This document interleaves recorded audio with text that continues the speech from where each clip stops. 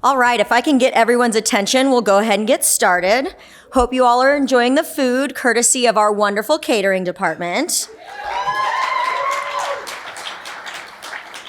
Let's also get a round of applause for our setup crew who made this all happen.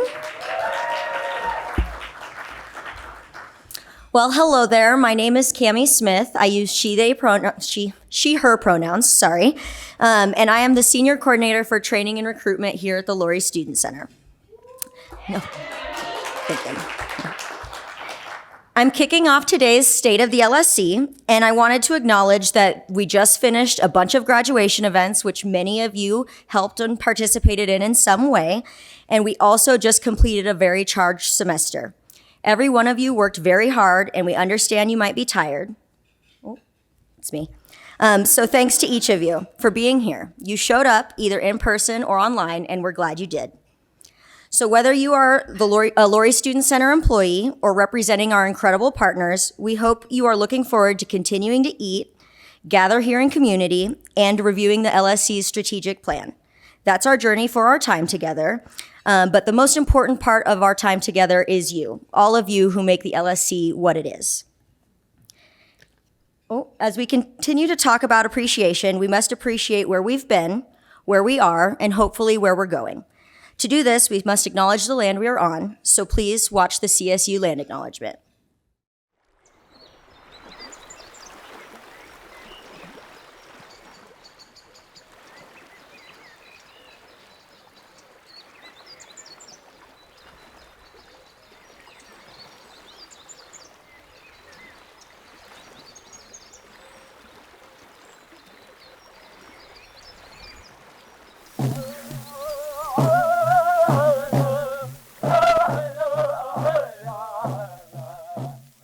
Colorado State University acknowledges with respect that the land we are on today is the traditional and ancestral homelands of the Arapaho, Cheyenne, and Ute nations and peoples.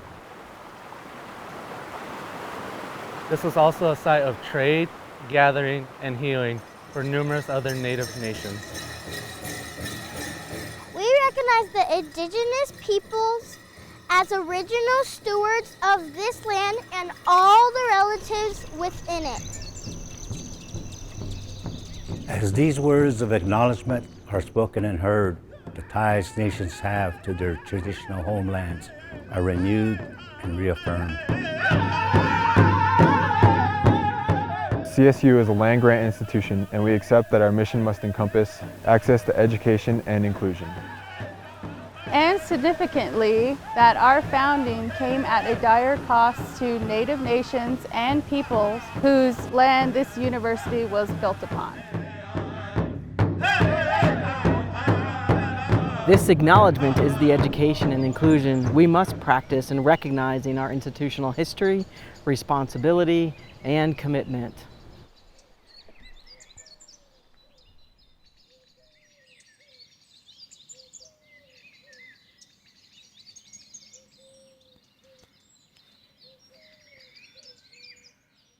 Thank you for your attention.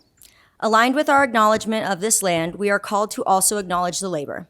This is adapted from the organization's Solid Ground.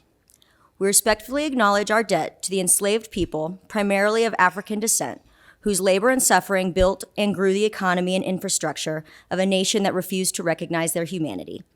While the 13th Amendment to the Constitution technically ended slavery in the U.S., we know that slavery's ongoing impacts are still felt by countless people forced through violence, threats, and coercion to work in the U.S. We recognize our debt to exploited workers, past and present, whose labor was and continues to be stolen through unjust practices. We recognize the immigrant and American-born workers of African, Asian, and Central and South American descent, whose labor remains hidden in the shadows but still contributes to the well-being of our collective community. As we end the acknowledgement of collective community, we know there are many communities. We hope you see the LSC as one of your communities. Together, we ask you to look to the center of your tables. If you'll notice, there are some materials. As you go through the event, if you can think of points of pride that you may want to highlight about your area, maybe an accomplishment that took time and effort, or just a shout out to an awesome colleague, write it on the sticky note and put it at the board in the back of the room. For our virtual folks, the QR code and link in the chat will take you to a virtual Points of Pride board. Hopefully. If there are issues, please let us know. We also hope that you were able to browse some of the books as you came in. They come from the lifelong library of former Slice director and talent development icon Barb Kistler and her partner, Alma Vigo Morales. They are free, so please take advantage and take several. And finally, we will end the event with our certificates of appreciation, which some of you may remember from last year. So think about someone or a couple someones who you might want or like to give one to. Okay, now for the content piece. We found a throwback video that they made in the office one day. I don't know what they were trying to do, but I am sure that it will thoroughly embarrass all of them.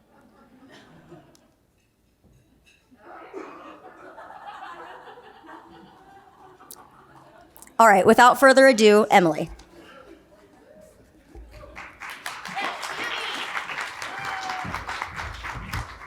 Ooh, yeah, you do not have to clap for that video, though. That was a throwback. I think circa 2022. Yep. I'm not sure what was happening there, but I do know that I'm really glad to be with you all. So for those folks online, here with us today. I hope you're enjoying the food. Is the food good? It looks amazing. It looks so good. I'm waiting. I have nervous belly. You know, it means that it's important. So I'm gonna wait. I'm gonna hold off. As Cammie said, we have had quite the semester. We've had quite the year, and it has been a journey in many ways. So I'm here with Mike and Pamela, who will introduce themselves in a moment, after I share a little bit about where we've been. For those of you who may not know, I am Emily Ambrose. My pronouns are she and hers, and I serve as the Associate Director for Talent Development and Assessment. So along with many other things, one of the projects that I have had the honor to work on, along with Jeannie Ortega, who is here with us today, is completing our LSC program review. Can you raise your hand if you have in any way worked on or with or contributed to a program review? I should see at least yes. So you know what this journey is like. Can I give a hand to Jeannie Ortega, who has been our project manager through this whole thing? Dare I say also another Lory Student Center icon, having worked with off-campus life for many years. Right? Yes. Before we dig in, I want to share a little bit of where we've been over these past 18 months to give you a context of how we have gathered this feedback from many of you in the room. Hopefully many of you who are on Zoom with us. We've got about 10 or 15 folks online with us also. So this is a little bit of a roadmap, not to be confused with the roadmap at the end of the plan. Don't worry, we'll get there. Okay, so start with me at number one. Number one is December 2023, when we know that this journey is upon us. We start planning. We kick it off. Casey Collard-Jarneau, our director of assessment in the division, has been an incredible support along the way also. And so we really focused on part one. Part one is looking at the historical aspect, where we've been over the past 7 years, what has changed, what has shifted. I don't know. There have been some big things in the past 7 years, namely a pandemic. So we needed to really get a vantage point and a view and a picture of where we've been. Number two brings us to spring 2024, where we focused our time on ensuring that we had assessments or surveys or instruments to start really making sure that the voices of folks were taken into account. Many from our departments of Lory Student Center, also from our partners at this time. So we looked at Benchworks, which assessed our student population. We had a random sample of students who were surveyed, gave us some great data. Quality of work life. We looked to our staff, both student and career staff. And then while reviewing those assessments, it's now summer 2024. It's amazing how fast time goes. And we really worked on that internal review. So that was based on the CAS assessment. CAS stands for the Council of Advancement for Standards. I'm getting my prepositions wrong. And that was an in-depth look that focused on some themes that bubbled up. From those themes, we reviewed the data and we planned for focus groups, which many of you came to. Thank you. All of you were invited to, and we know that that took time. So that continuation of part 1 in the summer moved into the fall and winter of 2024, where those focus groups happened. So thanks again to Jeannie and Cammie who ran those, because we wanted to ensure there was a level of anonymity, a level of free spokenness, so we could truly get, when you see the themes, we hope that you will look at the themes and be like, yeah, we definitely could do some work on that. Ooh, yeah, that too. So you're getting a theme. We want you to see yourself within this. At the end, in winter 2024, it was on December 5th, that fateful day, we did a presentation of all of that feedback that brought us to number 5, which has been this past spring. We finished up part 2 and 3 and drafted the strategic plan, which you both have in front of you. We have a link in the chat into Zoom, and there will be a QR code in a moment. So that brings us to today. Today, our strategic plan is in a draft enough form. I would say we've taken the word draft off of it. It is version 5. You'll see that the most recent update was made yesterday. So this is about as hot off the press as it comes. We were factoring in feedback from folks up until yesterday when we put together the final PDF and put together the QR code and wanted to roll it out. That doesn't mean that it's not a working document. That doesn't mean that this is hard set in stone. We're chiseling it out and nothing will change over the next 4 years. We know we need to be adaptable. We know we need to flow with the shifts and changes because the only constant is change. And within the tumultuousness, which many of us may be feeling, the unknowns of the future, we need to be able to trust that we can adapt to that in the best ways that we can with a plan that will do that as well. But we're really proud of the fact that we can present this to you, hopefully because you will see so many of yourself and the feedback in that. So at this point, let me see, just shifting my slides. It all relates to what we do at the largest level. So you'll see Colorado State University, it has a 2035 roadmap. Hopefully some of you were able to go to some of the presentations on that of where they see themselves leading us and guiding us towards over the next 10 years. We wanted to ensure that we were aligning with where the larger institution was going. Amidst in that is a deep, committed connection to our principles of community that boldly are on our 3rd level wall, but more important than that are an invitation to the micro behaviors we can do every day. Committing to inclusion, integrity, respect, and service and social justice, this needed to be embedded throughout the plan and where we're going. Our DSA, our Division of Student Affairs strategic plan was rolled out this year also, and so it very much rolled into where we were going. So you'll see how it all funnels into where we are, which is at the strategic plan now. So I want to break this down. We gathered, program review, strategic plan aligns with all of this. What it leads into is what we've been, someone called the kind of 3x3 or the 3x3 model. For the past 2 years at least, and really embedded in our behavior before, we've had these focus areas consistently of student success, consistently of administrative and operational excellence, and consistently of working towards an inclusive employee culture. Now, none of those we've got right, exactly. None of those we don't have progress to do, obviously. And we must keep focused on where we're going. And so within those 3 areas, we, from the feedback, from the program review, 3 themes kind of bubbled up in each area. Now, for those of you who are here, I'm going to be real with you. All of these themes could be under all of the priorities, right? You see leadership at the bottom of student success. It definitely is in student success, arguably in administrative and operational excellence too, as well as employee inclusive culture, right? Same with training and development that might be needed in all of those, right? So what we did was try to most align them, but we hope that you'll see a fluidness of the 3x3 plan, right? This themes that ultimately give us 9 areas that we really want to focus on in these 3 priority areas. Are you with me so far? We'll make this interactive. Are there questions so far? Anyone bold? You tell me on the chat. Cammie's leaning over. She's looking at the chat too. Okay. We good? Okay. So I really, really don't want this to be micromanagey, and I want to be like, this is the one opportunity. Well, we're going to have opportunities throughout. But on this rollout, we want you to feel really comfortable with the document that we have. We want you to know what the reasons and rationales were behind the decisions that we were, really in hopes we want as much of this to be transparent as possible. Nothing is intended to be hidden here. So we want to take a look at it now.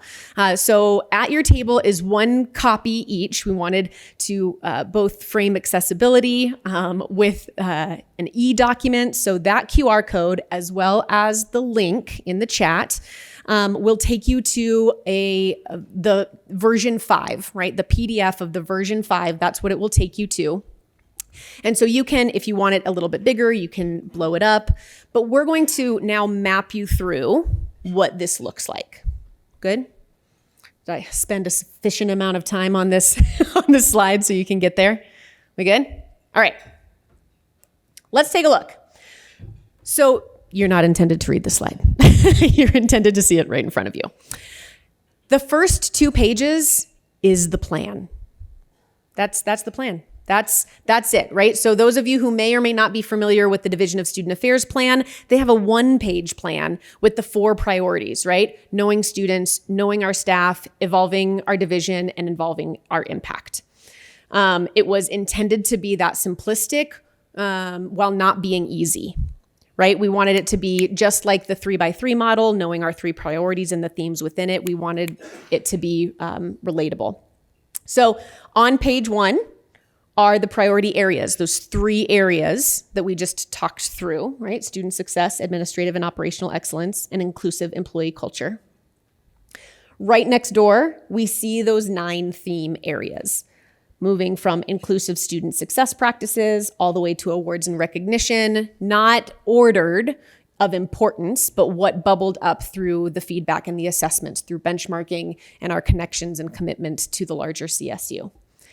We wanted to make it very overt of how it's connected. For many of you in the room, this might need to be all you need to know, right? We're part of a larger community, we're going in a direction, and this is why. But we wanted to directly connect what is the most aligned DSA priority and what is the most aligned strategic roadmap priority. So we really can build out and see ourselves as part of the larger whole. Good? Yeah. The rest of it is that it's taken really this table and defining out, back. Student success, administrative and operational excellence, and inclusive employee culture. Our next steps I'll go into in the next portion after Mike and Pamela join me. That 2 pages, if you wanted to stop there, you could stop there. You could stop there. For those of us who are in the room, who I know like more, how did we get here? And what are you going to do with this? And what specific, where is my feedback? While you might not see verbatim your feedback, the themes that bubbled up are absolutely in the next 5 pages. Is 8 pages too long for a strategic plan? Debatable. It's hard to say. And for the folks who wanted to say, you're saying transparent, but then you're going to give me 2 pages, we wanted you to have a little bit more. So that's why there's a quite literal, physical, and electronic page pause to say, this is the what. The what is the plan. That's what we're going to be focusing on, what we're going to do, etc. And pages 4 through 8 give the how and the why, which is the roadmap. So I won't spend too much time going through this. What will be happening is Mike and Pamela will come up and talk a little bit about each of these protein areas. But at the top of it, it gives an overview of our departments that are associated directly with the Lory Student Center now. That means that to our partners in the room, you are a crucial audience of this. We are responsible to you. We are held accountable to you. And the responsibility of enacting this plan is not yours to hold, right? So it gives a little bit of what this is, where it is, and each priority area and some of the feedback that will be given to the work groups and saying how we could start here. What if we started here and move through? But I'll cover that in next steps. The last page is a little bit more about the strategic plan, what we did, and what again, being held accountable to the types of assessments that we looked on so we can continue to build and cultivate a culture of assessment in the Lory Student Center. I don't know. Are we good? Good? Yeah? Let's see. What did I went very much off script. Thank goodness I wrote it. Okay. 15 and 16. Roadmap. That's where we are. Okay. So at this point, I'm going to bring up Mike. He's going to lighten the mood. Thank you. I'm going to put this here, but you don't have to do anything with it. I will not touch that clicker. All right. Can we give Emily and Cammie another hand? Okay. She's just condensed well over 18 months of work into 8 pages, along with the help of several others. And by the way, I have been gone on semester at sea, so there are some new faces here, folks that probably don't recognize me, and that's okay. I'm Mike Ellis.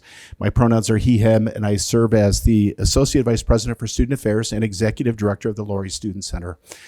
And so happy to be able to come back. I've been back now for a couple weeks. I had an incredible experience, and we got everybody back safely, which is the number one goal, as those of you who can attest, who've been on the ship can attest to, is a feat in and of itself. So, and happy to share and talk more about that experience with you.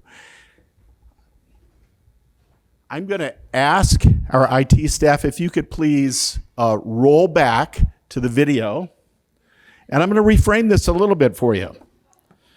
So because Emily has said that she hopes you all, and we all, are comfortable with a strategic plan and how we roll it out. And there also is some discomfort in this, because I'm going to share some things that certainly make me feel uncomfortable, and because they're not easy, right? When we're changing our edges of learning on the edge of discomfort, and that's when we learn the most, and that's some of what I've taken away personally from what we're going to do here. But in setting up this video, what I need you to understand is what is happening here. And I want you to focus on the top right-hand area, or the far right of the video. And all that's happening is that Emily is teaching us how to dance. So it is a dance lesson. So just focus on her for a moment. Go ahead and roll that, please. See what's happening there? We're only emulating Emily. Does that feel a little bit uncomfortable? And please, this is hard stuff, and we also want to have some fun as we talk about this. And it's hard and serious, and we're so appreciative for you that the imitation is the best form of flattery. And so I hope you feel that and feel the love. So on a more serious note, I want to thank Emily, Jeannie, Cammie, and Pamela for your work on the program review and the resulting strategic plan near a final draft that we see today. With full transparency, what I saw before my departure for semester at sea in December had been only some of the raw data, a good chunk of it, and what was appropriate, and some of the emerging themes, but not what you see today. So I'm like many of you, having come back for the last week and delved into these emerging themes, and we're going to work through those. And we will share all 9 of those with you today. All credit goes to these 4, and also to many of you for your participation in the program review itself.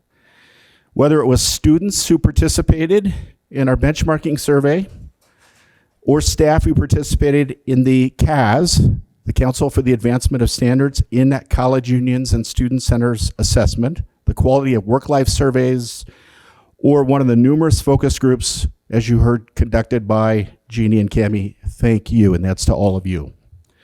And as Emily noted, I'm going to discuss 2 of the LSC priority areas, which includes then 6 themes. without going into every word or suggestion that you'll find within those 8 pages. I've paraphrased those themes, trying to use as much wording that is found in the plan with numerous "we will" statements.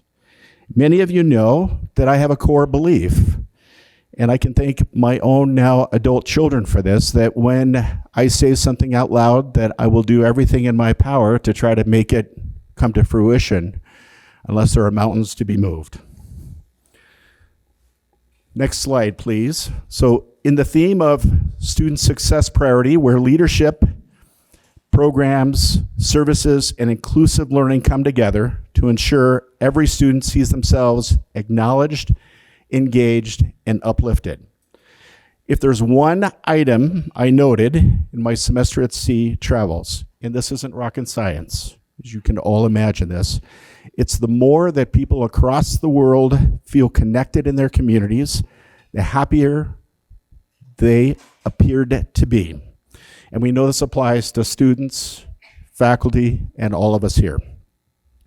So under the theme of inclusive student success practices, specifically, we will focus on student employees and better connecting their work experiences to future career success, helping them understand the connections of their work to their careers, including graduate school, and using assessment to measure our progress here.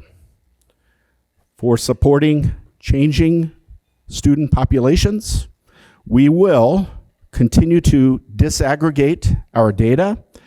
Where we can certainly improve is developing targeted support strategies to support all students.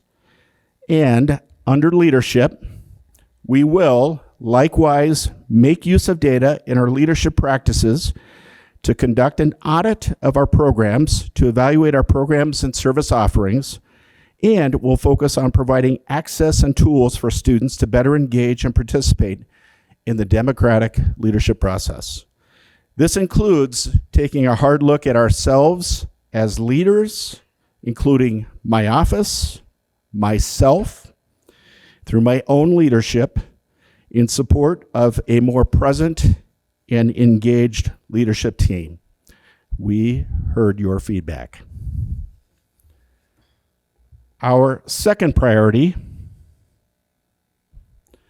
administrative and operational excellence, likewise has 3 themes. Under the theme of communication, and while on the ship, and some of you heard about my role as Mike on the mic, I learned to embrace the use of social media, believe it or not. Okay, I used a microphone and had someone else post videos, and that isn't exactly a sign of my embracing social media, but I'm intrigued by the idea of a building-wide microphone to help improve communication. I said intrigued, I didn't say we will.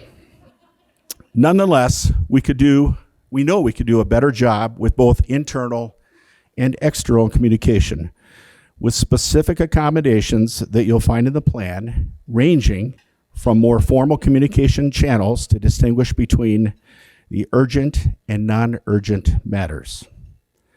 Under the theme of resources, we will develop a new LSC building master plan to better prepare for and anticipate the needs of our changing students and university. Remember, this is in the next 3 years. This area also addresses, in the area of resources, addresses the need for increasing these resources for marketing, visibility, and technology. And for the theme of change management, we will focus on change management strategies which explicitly acknowledge the impacts of change across departments for all of our stakeholders and our partners, including our own employees and the students that we impact. So I'm going to turn it over to Pamela at this point, and I want to thank her because I know, and she would not want me to say that she was not feeling well yesterday afternoon. She has made it a priority to be able to do this today. And she and I did not get a chance how we will present this, and that is the reality of leadership too, that different leaders are going to take different interpretations, and that's what we want to hear from you. And in the end, we have a plan to help get us as best we can all on the same page. So I'm really appreciative for Pamela, not only for what she's doing today, but to her and Jen and all of you for giving me the time to get away on semester at sea. So thank you, Pamela Norris.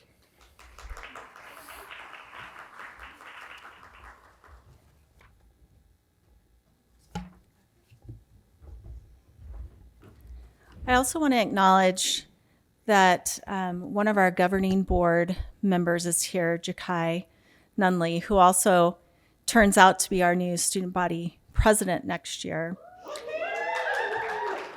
And I tried out a line on him this morning and quickly learned the generational gap that continues to happen for me and our students.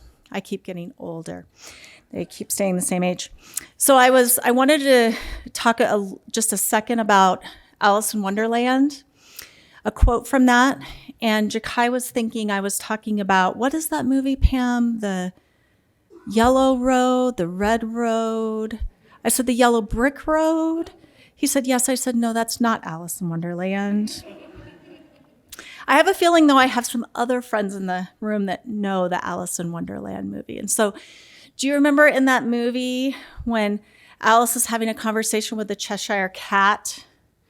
And she asks the Cheshire Cat, please help me know which way to go. And the Cheshire Cat says, it doesn't really matter where you're going if you don't have a destination. If you don't know where you're going, just keep walking and you'll get there.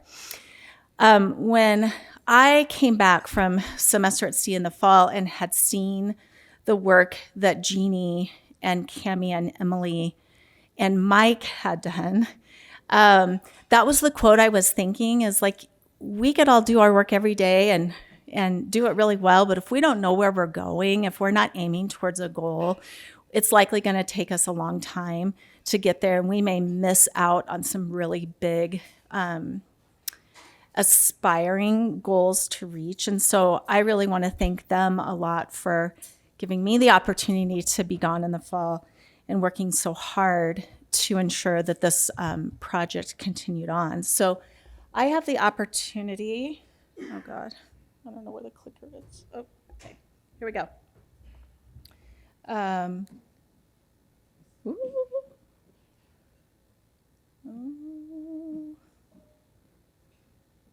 Why am I going the wrong way? It's the green one. Got it. Okay. To talk about inclusive employee culture. And again, I just feel like Alice in Wonderland, it's so poignant to me because we could keep doing what we think we have been doing well over the years, and we could do so much better, and we can concentrate so much more on this priority. And so you all know that a thriving Lory Student Center begins with a supported and valued team. So we will invest in comprehensive training, personalized recognition, and support systems that foster inclusiveness and engagement. There were 3 themes that emerged from all of the feedback that we received. The first is on training and development. So we will tailor onboarding and ongoing training modules to meet the evolving needs of our varied staff from different positions, and that includes our supervisors. We will offer training in person and online to continue providing that convenience for folks, and we will resource professional development. The second theme was support. We will address work fairness and safety concerns, ensuring the psychological and physical safety as best we can across our employment roles and identities. We will assess needs of our employees and ensure equitable practices, as we all know that the quality of our work life is essential to retention. The last theme that arose was awards and recognition. We will work to develop departmental specific and individualized appreciation strategies, celebrating contributions in an authentic and meaningful way that's aligned with our Employee Appreciation Committee. Now, I'm going to invite Emily back up here to talk about what we're going to do next.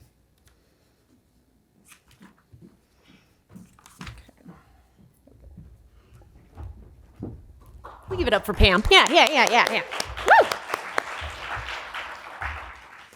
So when Pamela was talking about it, it's like you can see we probably do a lot of these things, right? So many of the faces that I'm seeing here, knowing that folks are online also, like you're doing mission critical work that ensures that the programs and services that we provide every day cultivate the environment and the community for thriving, inclusive learning, right? And so the mission criticalness, it will continue and keep going. For the amazing things that are already happened, they will keep going. And whatever and however you're feeling or thinking right now, we'd like to hear that in a couple different ways. So thanks to, let me back that up. Tomorrow we will have a feedback session. So we wanted to ensure that in the Shape the Trainer workshop series, which have folks been to workshops this week? Yeah, some folks. Yep, that's great.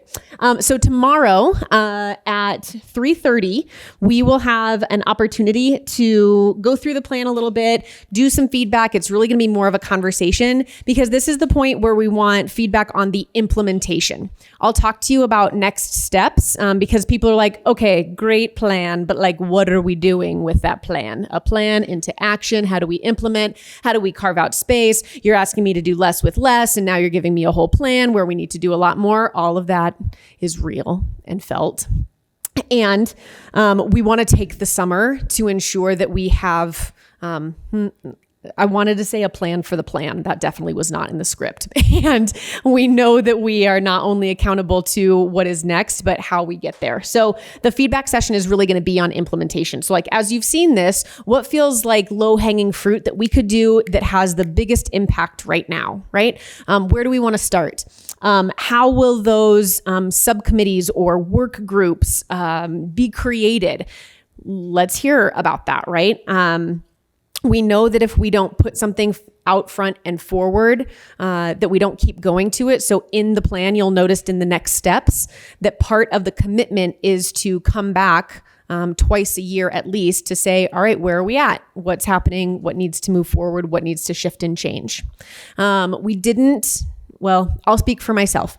I didn't know about a plan that existed for the Lory Student Center in the previous at the end. And there were some fantastic folks who did a lot of work on the last program review and set us on course. Looking at that later, we realized, oh, we did some of that stuff, which is great.